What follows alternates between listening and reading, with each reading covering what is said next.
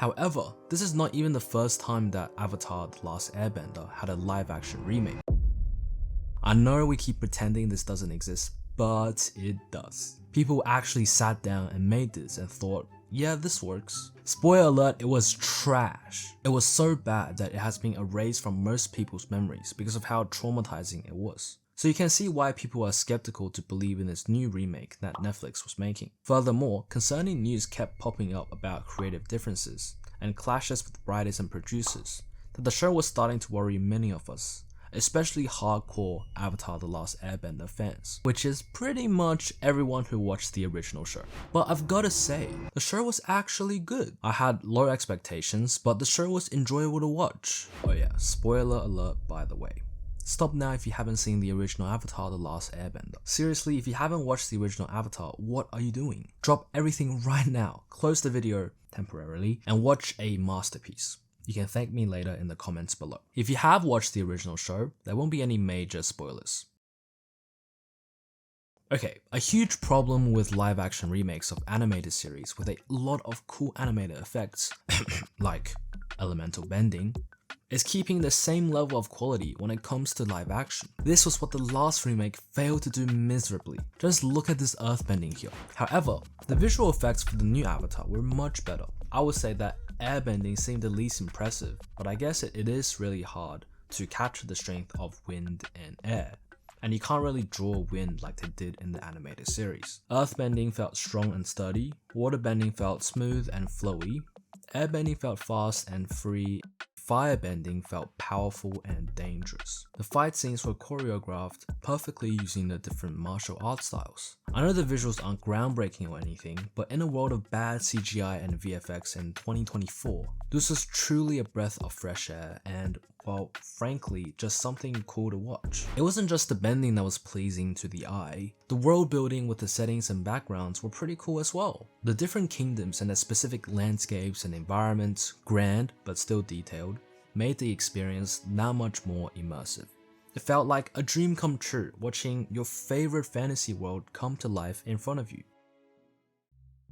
Okay, but cool VFX aren't the sole defining aspect of a good movie or TV show. Just look at the last Star Wars movies. Looks great, but looks can be deceiving. Let's have a look at the plot. Okay, brace yourself for the catastrophe the writers cooked up by butchering the original story. Wait, what? They didn't change random things about the plot for no reason? That's impossible. I thought that was one of the requirements for remakes and adaptations nowadays. Apparently, the writers actually decided to watch the source material and realized, hang on, this was a winning plot already, let's just use this again. They didn't change anything major for this first chapter, and anything they did change was calculated and deliberate to move the story along and squeeze the show into 8 episodes. There were some changes like Sozon's Comet, Jet and the Freedom Fighters, and Boomy's games and challenges, but they didn't impede the plot in any way. If anything, I think they were pretty good changes for the pacing of the story. Sure, the plot still felt a bit rushed and you don't get a lot of the powerful subplots from the original story, but if they kept the plot exactly the same, it would have been even more rushed.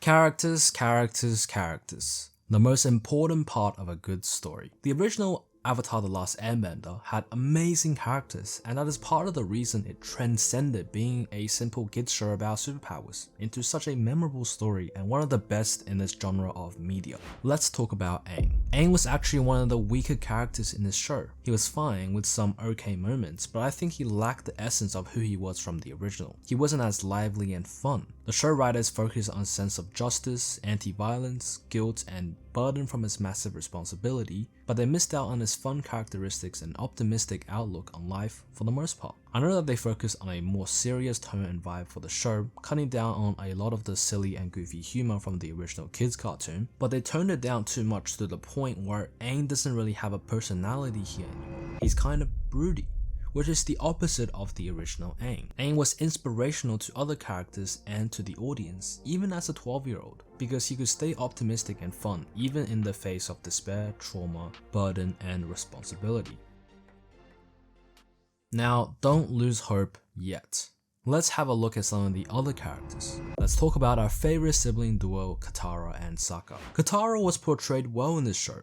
She was kind, in touch with her emotions, and a character with a strong sense of justice and action. She has a beautiful backstory that you get to know more and more throughout the episodes, and her memories from the Spirited Away episode were one of the most touching moments in the entire series. Her character development, from being scared and obedient to a strong warrior who stands up for herself and others around her, was executed extremely well. This is a pretty common character trope, but her dialogue and actions weren't cliche at all. The other side of the coin, Sokka, was also an interesting and nuanced character that goes through great character development as well. However, Sokka's personality and characteristics were not exactly the same with the original Sokka. He was less sarcastic and humorous, which in turn made his slightly offensive but still funny moments in the original show into more awkward and only offensive moments. At least for the first couple of episodes, Sokka's kind of an asshole without any of his charm. Without his charisma, sarcasm, and jokes, it becomes even more unbelievable that Sokka is able to pull Suki and then Yue. I'm still very disappointed that Sokka's misguided misogynistic views were removed from the show.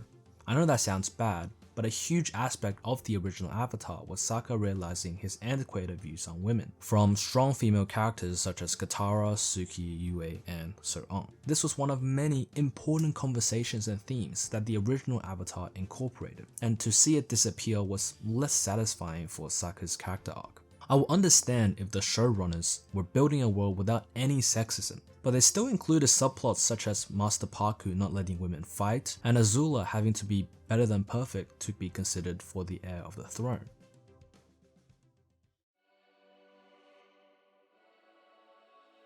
Prince Zuko, one of the best characters ever written in any story ever.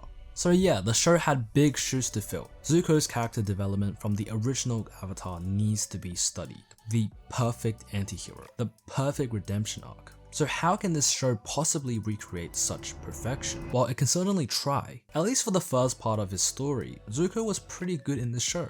People were upset with the casting for Zuko, but in my opinion, he had one of the better acting performances in all of the cast. From his mannerisms, the way he speaks, and his anger outbursts, Zuko was almost one-to-one with animated Zuko. His internal conflicts and external obstacles create incredible tension and entertaining drama when he is faced with crossroad after crossroad after crossroad. Should I save my uncle or go after the Avatar? Should I save Aang or let him rot in prison? Should I kill Zhao or should I show compassion? You can visibly see his anguish and confusion about the world around him. The scene where he defeats Zhao is another one of the most emotional moments in the show. He is by far my favorite character in both the original and now the live-action Avatar. I was more surprised by how interesting and complicated the show managed to portray even the side characters. Of course, this was nowhere close to the level of emotional complexity and vast angles of perspectives that the original Avatar gave us, but I was full on expecting the side characters to just have a few lines and push the plot along. Characters like Suki, Iroh, Azula, Suki, Jet, Bumi, Yue, Suki, etc. Even the past avatars had personality and life and were not just there for exposition. The reality is that this live-action remake of Avatar: The Last Airbender is pretty good.